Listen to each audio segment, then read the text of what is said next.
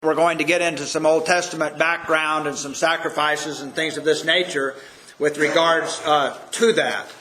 Now, last week we had a couple of pictures, and I'm getting more and more pictures.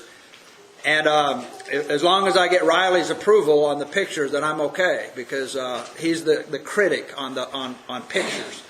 Now, here's another picture.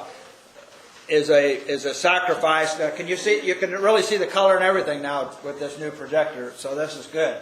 But this is just, there were so many to pick from. I don't know if this was the best one, but you see the horns on the altar. Sometimes they were made out of rock, and sometimes the altars were made out of stone and stuff of this nature. But here comes a person here bringing a lamb. Perhaps it is a burnt offering.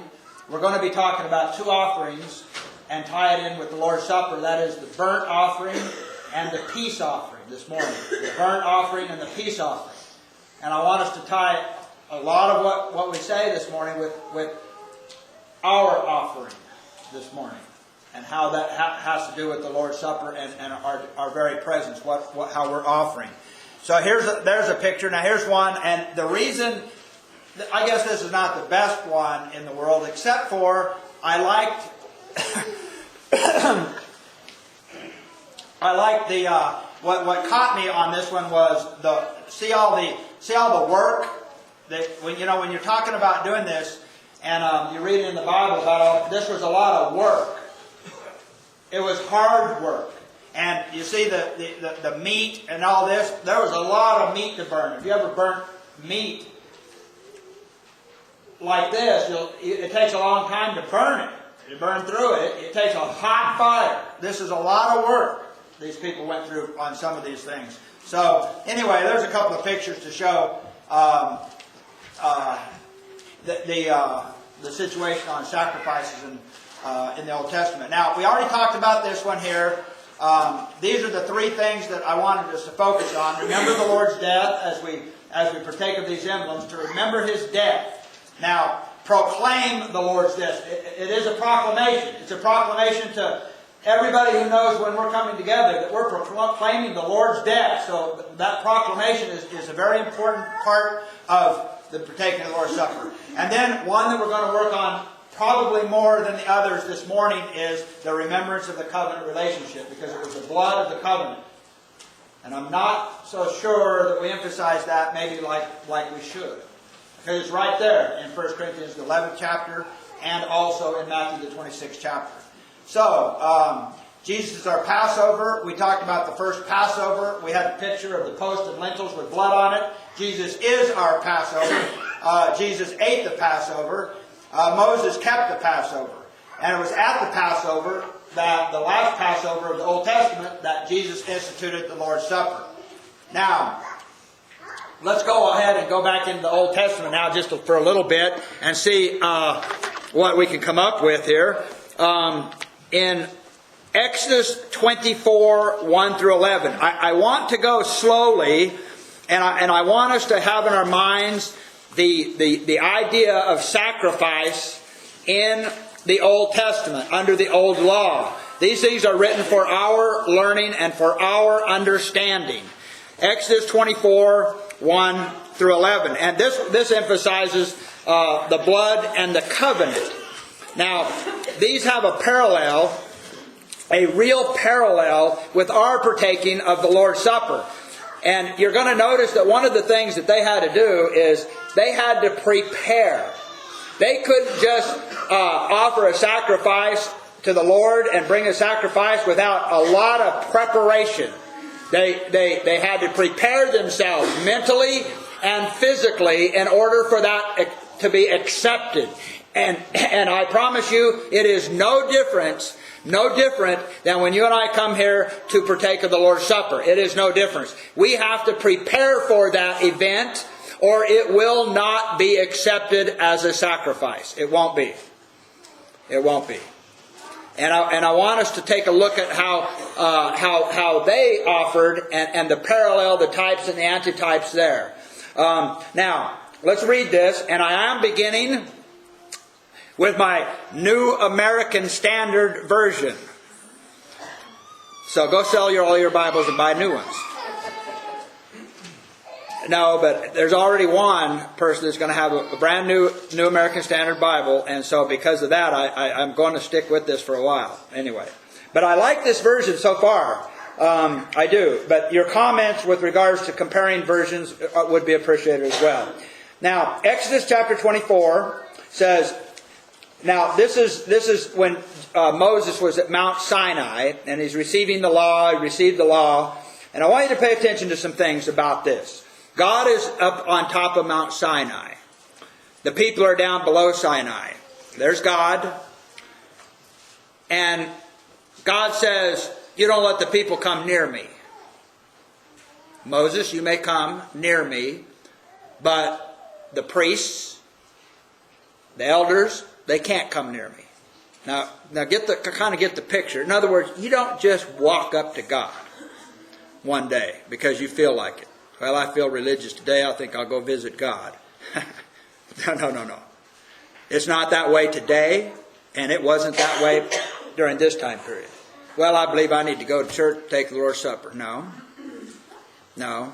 You have a lax attitude on that. I mean, I want you to come, but it isn't doing you a bit of good. Not a bit of good. Listen to this. He said to Moses, come up to the Lord, you and Aaron, Nadab and Abihu, and 70 of the elders of Israel. Now listen to this. You shall worship at a distance. What do you mean worship at a distance? Let me tell you, you just don't walk up to God. You don't do that. Well, worship at a distance. Keep that in mind. And also keep in mind the place of the sacrifice. We'll call it an altar, but the place in Jerusalem, the place. And then we're going to go over to John the 4th chapter and talk about it just a little bit. The place. What's with the place? Well, we're going to talk about that a little bit. But now notice this. You worship at a distance. Why is that? Well, he kind of goes on and you kind of get the gist of what's happening. Moses alone, however, shall come near. See, Moses was chosen to lead his people. Moses was a prophet. Christ is a type of Moses. Moses was close to God. Moses, however, shall come near to the Lord, but they shall not come near, nor shall the people come up with him. No, sir. They're not prepared to stand in my presence, God says. And Moses came and recounted to all the people the words of the Lord, because he had the tablets now, the law of Moses, and all the ordinances, and all the people answered with one voice and said, all the words which the Lord has spoken, we will do. In application already, I'm going to jump clear over to partaking of the Lord's Supper in the New Testament.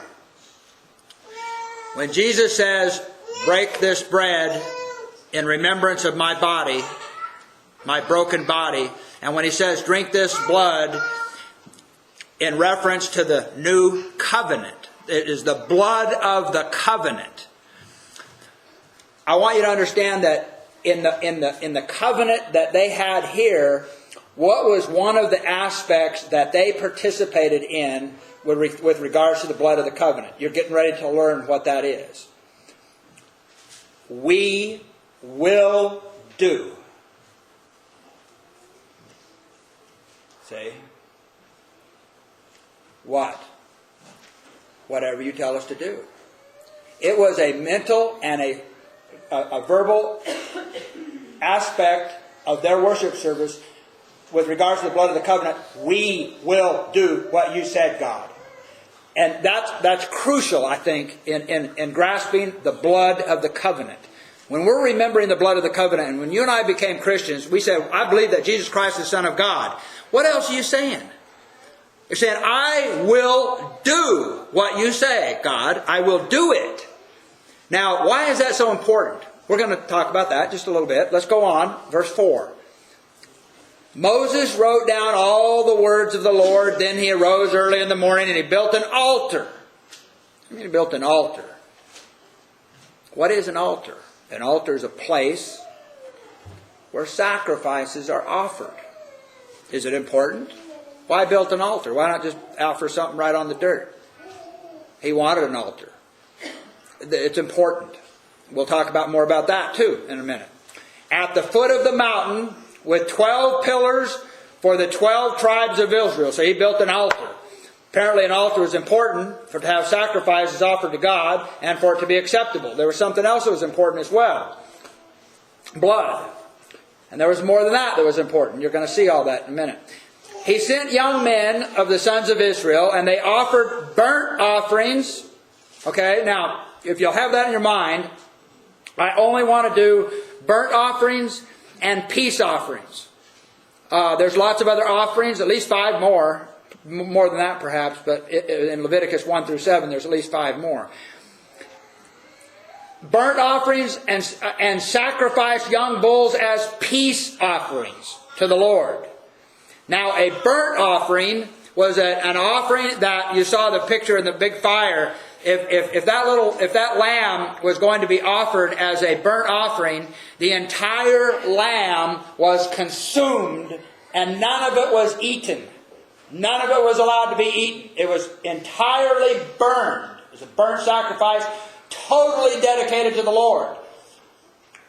Now, I don't want to make application every single time, but I hope in your mind as we go through this, you're going to see some real parallels with partaking the Lord's Supper and offering yourself to the Lord.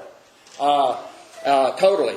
But now look at this. Now the peace offering, they were allowed to eat of it.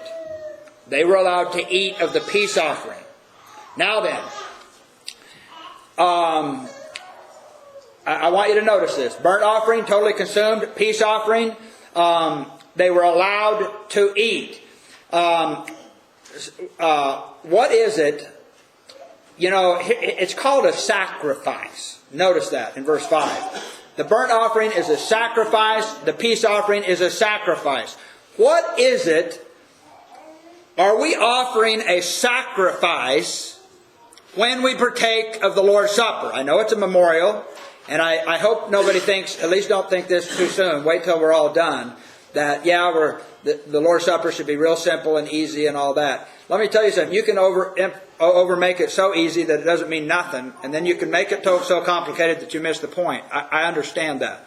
I really do want to try to balance this out. But the more you learn about what the people had to do to offer a sacrifice, whether it would be a peace offering or a burnt offering, they had to do some certain things that had to be done or it was not accepted. That's one of the major points that I'd like to make this morning.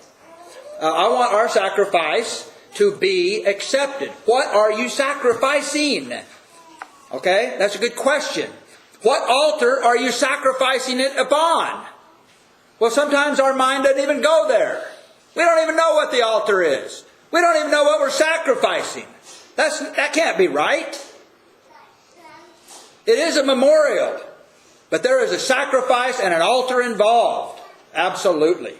Now then, verse 6. Moses took, now here the blood of the covenant is what I wanted to emphasize. The blood of the covenant. Look, Moses took half of the blood and put it in basins, and the other half of the blood he sprinkled on the altar. What do you mean he sprinkled blood on this? Here you got an altar that's a physical thing here, and the priest sprinkles blood on the altar. What's that blood doing?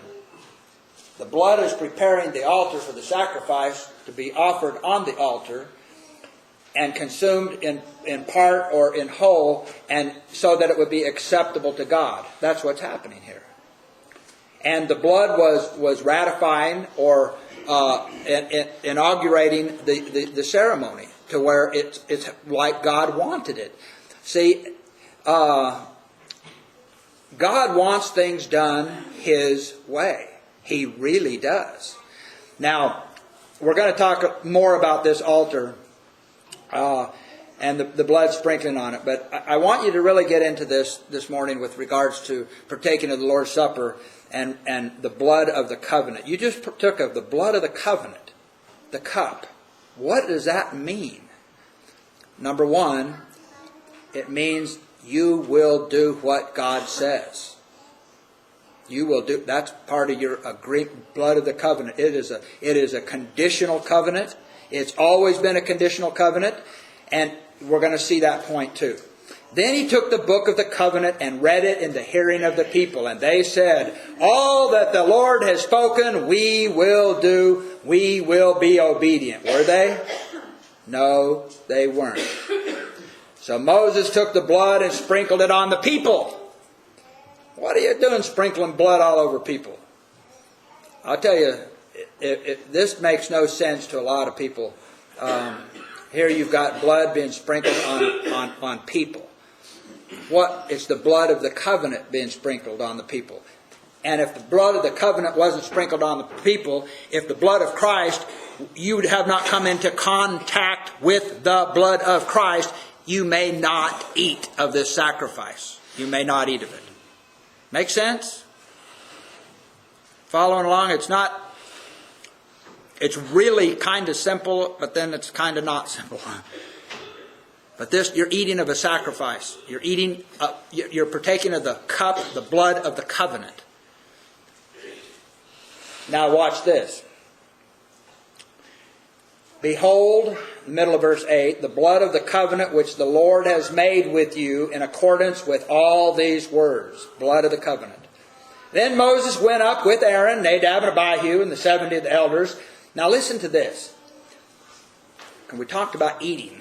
We're going to talk more about that in just a minute. And they saw the God of Israel and under his feet. Now here's some people that they said, "We will do what you say, Lord." These are people that the blood of the covenant was sprinkled on them and on the altar and their sacrifices and the book. In Hebrews it says that the blood was sprinkled even on the book. Now listen to this in verse 10, please. They saw the God of Israel. Now you and I know that nobody, according to John, and according to even Exodus and even Leviticus, nobody has seen God at any time and lived. John 1 and verse 18. The only one who has seen God and declares God is Jesus Christ. I don't want to go into this too much, but whenever you see seeing God, there are different applications of how a person sees God. We don't see God as He is in 1 John the 3rd chapter and verse 2 until we die and go to heaven. Nobody sees God like that until we go to heaven.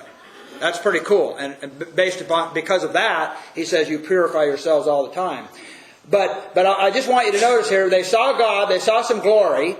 They saw God to some degree, but not in depth, but they still saw God, and there was a relationship here that allowed them to see God. What relationship was it? We will do what you say. We will accept the sprinkling of the blood of the covenant upon us and the altar. We are just obedient to you. Okay, well then, they saw God. You see that? And under His feet there appeared to be a pavement of sapphire as clear as the sky itself. What a sight they saw here, these people. Yet, now notice here verse 11. Yet, he says, yet, they saw God, yet He did not stretch out His hand against the nobles and the sons of Israel. And they saw God. You see that word yet? He said, look, here's some people that were right in the presence of God. And God didn't kill them. Why? Because they said, we're going to do everything you say, God. We're going to accept that the blood of the covenant sprinkled upon it. We're going to accept that covenant relationship. God allowed them to come into contact with them and have a relationship with Him. Now notice the last 3 or 4 words of that verse 11. You notice this? What did they do? What did they do? Here they had a situation where they actually saw God and was able to see the pavement under God's feet and all this. And have this relationship based upon what we just said. And what did they do? They ate and drank. What does that mean? They ate and they drank. That means they were in an acceptable relationship with the Father. not just the fact that they ate and drank, but that's what they did. Now, we're going to talk a little bit more about that as well. You're going to think, man, are we ever going to get through? We're going to get through. But I really want some things there's some terminology in the New Testament that we're going to come to about eating that is sort of not understood in 1 Corinthians, the 5th chapter. And I want to talk about that, where it says, don't eat with such a one. I promise you, what we're talking about right now, they understood a lot of what we're talking about with regards to eating sacrifices made to God. Okay? Now, let's just press right along here and go. I don't have a lot of passages today. Actually, I guess you figure the New Testament I kind of do. But peace offerings. Now, turn to Leviticus 7:11. Now watch. I want you to notice this, how this parallels. You've got a sin offering and a peace offering is what we're talking about. Now we're going to talk a little bit more about the peace offering here. This is pretty much exclusively the peace offering. But I want you to notice a few things. The eating, what the eating meant, and what it took to eat, to be able to eat. Because remember, in Hebrews, the 13th chapter, I forgot the exact verse, it says, if you're a Christian, we have a right to eat. But if you're of the Old Testament, you have no right to eat, especially after Christ died on the cross. Because they tended to want to go back into the Old Testament, and they didn't want to grow, as is discussed in Hebrews, the 6th chapter. And it cost them a lot of problems. Now, let's go here. Leviticus 7 and verse 11. Now watch what he says here. Now this is the law of the sacrifice of peace offerings, which shall be presented to the Lord. If he offers it by way of thanksgiving, a peace offering, thanksgiving, peace offering. Then along with the sacrifice of thanksgiving, he shall offer unleavened cakes, mixed with oil, and unleavened wafers spread with oil, and cakes well stirred, fine flour mixed with oil. Now, with the sacrifice of his peace offering for thanksgiving, he shall present his offering with cakes of leavened bread. Be careful when you're making a point about leavened and unleavened. Here's unleavened bread and leavened bread in the same instance of a peace offering. Of this he shall present one of every offering as a contribution to the Lord. It shall belong to the priest who sprinkles the blood of the peace offering. So the priest has to offer the blood. It's a dead parallel. Christ offered his own blood, which the cup represents. Now then, go down to verse 15 and I'll listen to this. Now, as for the flesh of the sacrifice of his thanksgiving peace offering, it shall be eaten on the day of his offering. He shall not leave any of it until morning. Now, why is he making these rules? I think because these rules sometimes get very tedious, and we don't know why he made all these rules, which I don't know why he made all the rules. I know why he makes a lot of the rules, and that's to prepare people to be in his presence. I know the gist of it. I don't know all of these rules, why he does all these things. But I think because they're sometimes tedious and sometimes they're hard to grasp, that we don't really study them. But I think that if we do study them and we start to grasp certain levels of understanding of the old law, as is mentioned in 1 Corinthians, the 10th chapter, that our appreciation and things that we think about can be just that much better. See, the Lord's Supper, so many people worry about it being this gets old. I don't see that. I don't see that getting old or redundant at all. Because all that God thought, that God put into this event that we participate in, it was incredible. All of this was precursors to the Lord's Supper, to the kingdom being established. All of this. So with that in mind, this is what I'm trying to do. So let's press on here. Now, but if the sacrifice, I'm in verse 16, of his offering is a votive, I did have to look that word up, to fulfill a vow. or a free will offering, it shall be eaten on the day that he offers his sacrifice, and on the next day what is left, it may be eaten. But now watch this. But what is left over from the flesh of the sacrifice on the third day shall be burned with fire. So, if any of the flesh of the sacrifice of his peace offerings should ever be eaten on the third day, he who offers it will not be accepted. And I want you to notice something here, that he emphasizes those types of terms 5 times in the next 3 verses. You want to eat it in a way that I didn't say you could eat it? You will not be accepted. Notice the next little phrase in verse 18. It will not be reckoned to his benefit. It shall be an offensive thing, and that person who eats it will bear his own iniquity. What does that sound like? Why, that sounds like 1 Corinthians 23, where it says, you eat in an unworthy manner, you're drinking judgment to yourself. That reminds me of 1 Corinthians 11, also, where it says, you're going to be guilty of the body if you don't eat of this in a worthy manner. Doesn't it? Sure it does. Sure it does. You see, when we're partaking of the Lord's Supper, one of the things that we're doing, besides the fact of saying, yes, we will do it, Lord, we're going to do that. This is the blood of the covenant, and I promise to obey you. We're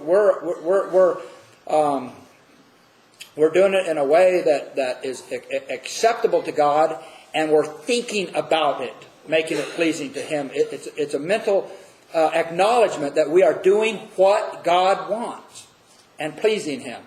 Listen to this. Bear his own iniquity. Go on down again here in verse 19. Also the flesh that touches anything. Now listen to this. The flesh that touches anything unclean shall not be eaten. It shall be burned with fire. As for the other flesh, that is the clean flesh that hasn't been polluted, anyone who is clean may eat such flesh. Anyone who is clean. See, in Hebrews the 13th chapter, you have to be clean. What's that mean? You have to be a Christian in order to be able to be a partaker or an eater of the sacrifice. Make sense? It does. It makes very good sense.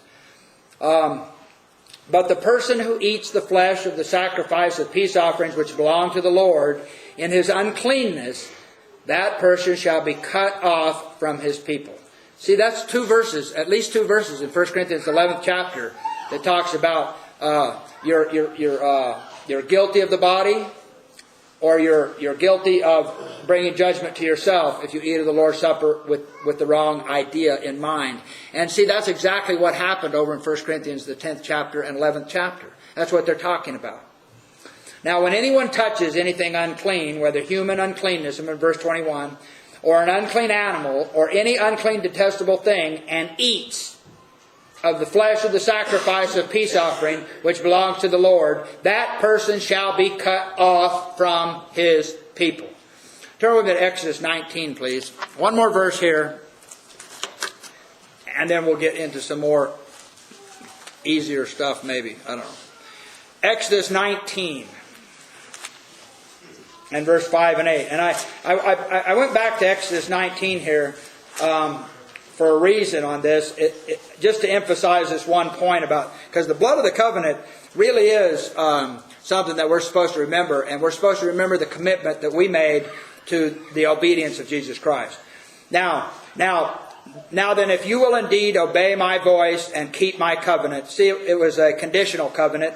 The children of Israel abandoned God. They left God, and God absolutely broke His covenant with them. Because it was conditional. It was the fault of the people that He was having a covenant with. Then you shall be my own possession among all the peoples, for all the earth is mine. And you shall be to me a kingdom of priests and a holy nation. That's what we are. These are the words that you shall speak to the sons of Israel. And then Moses came and called the elders of the people and set before them all these words which the Lord had commanded him. And look at verse 8. And I want you to really to grasp this idea of the fact of their saying that they're going to obey the Lord as part of the covenant. All the people answered together and said, all that the Lord has spoken, we will do. Can you say that? Can you say that with honesty? All that the Lord has spoken, we will do. Can we say that? Moses brought back the words of the people to the Lord. Now go to 1 Corinthians 10 now. Okay, some more. Read some of these things. It's so really good. I think it rejuvenates our thoughts and our minds as we partake of the Lord's Supper. That it doesn't get old. It's something that it builds. It builds. The older of a Christian you are, the more thoughts concerning God's plan and His sacrifices and offerings as we partake of the Lord's Supper. It's a beautiful thing. A brand new Christian, very simplistic perhaps, but over time they grow to understand what went into it in a greater depth. And it's beautiful to behold.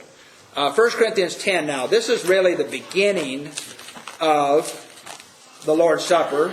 Talking about the Lord's Supper.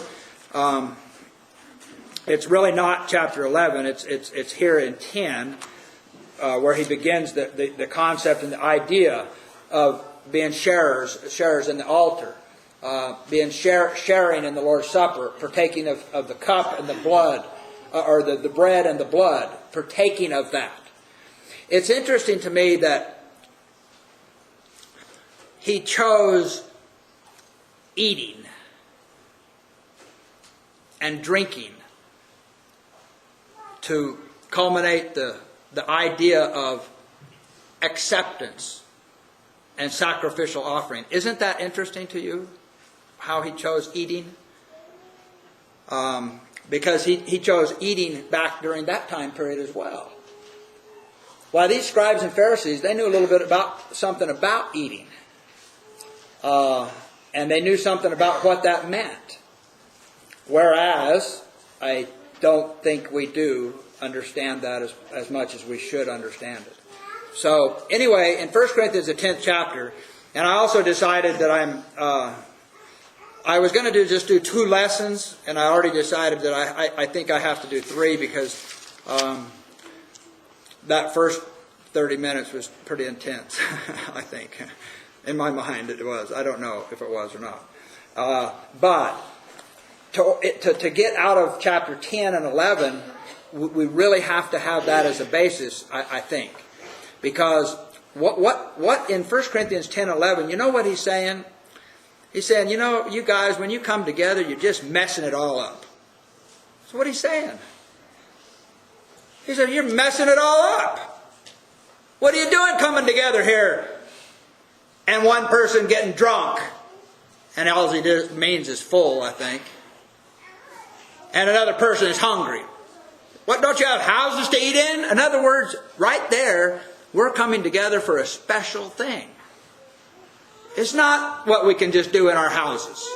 It's not just something that we do flippantly. And it wasn't back then either. They had to prepare or they weren't accepted. They had to follow in detailed instructions. Or God says, you'll be cut off from Israel. You will be an abomination to me. Do you see that? Now, let's go ahead and look at this. And I'm going to spend a few more minutes. And might even let you out a little early. I don't know. We'll see, because I don't want to hurry this, and I just want us to dwell on it, brethren. We got something to be so thankful for that it's just incredible. You saw all that work that they did in those sacrifices. Some of those people had to bring lambs 50 miles. How many walked 50 miles today to church? Now, I think I'm the only one that walked a long, long way. Approximately 1,000 feet. And I probably walked longer than anybody else. Anybody walked to church this morning? Look, in order to do what we're doing, it is so easy that I'm afraid that it can just become, well, here we are. Isn't it great? Don't let that happen. No, what we're participating in is something that was in the mind of God before creation. Before creation. And one of the points in 1 Corinthians 10 and 11, he says, when you come to partake of my body and the blood of the covenant, you don't bring any baggage. And you're not supposed to have baggage at home either. But he's making a special thing. This is a special event. And he's dealing with that. When you come together, it is not to eat the Lord's Supper. And he's condemning them. Well, he starts in chapter 10. So let's read a few verses and then we'll close the lesson and we'll pick it up here. For I do not want you to be unaware, brethren, that our fathers were all under the cloud and all passed through the sea. All were baptized into Moses and in the cloud and in the sea, and all ate the same spiritual food. In other words, they partook of the teachings of the prophets of God, and they had it, and they were able to internalize it. They were able to eat and drink in God's presence. And yet, all drank that same spiritual drink, for they were drinking from a spiritual rock that followed them, and that rock was Christ. Nevertheless, with most of them God was not pleased, for they were laid low in the wilderness. Yeah, very low. God killed most of them. He killed every single one except for 2 or 3 above the age of 20. I guess He wasn't very happy with them. Now, these things happened as examples for us. And I conclude that their participating in the sacrifices and the altar is for us as well. These things happened as an example for us, so that we would not crave evil things as they also craved, for self-control. Number 2, not to be idolaters as some of them were. As it is written, the people sat down to eat and drink and stood up to play. Number 3, nor let us act immorally as some of them acted, and 23,000 fell in one day. That was the situation with Balaam. And not let us try or test the Lord. In other words, believe, accept, trust in the Lord, as some of them did when they tried the Lord. See, the idea was they didn't trust Him. Oh, you led us out here to die. And sometimes we get in a position where we think that the Lord has left us. We become Christians so that you'd bless us, and then look at our situation. And then the next one, the last one, it says, nor grumble, as some of them did, and were destroyed by the destroyer. Now these things happened to them as an example. And they were written for our instruction, upon whom the ends of the ages have come. Therefore let him who thinks he stands take heed, lest he fall. That he does not fall. And so, in other words,